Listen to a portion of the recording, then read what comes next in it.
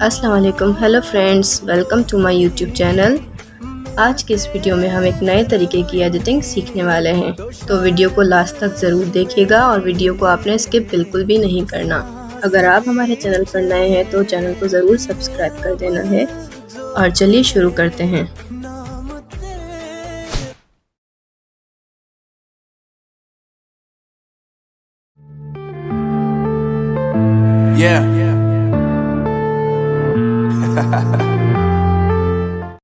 सबसे पहले आपने काइनमास्टर ओपन करना है। फ्रेंड्स, इस वीडियो में मैं जो भी मटेरियल यूज़ कर रही हूँ, PNG वीडियो वगैरह, तो उसकी लिंक आपको डिस्क्रिप्शन में मिल सकती है, वहाँ जाके डाउनलोड कर सकते हैं।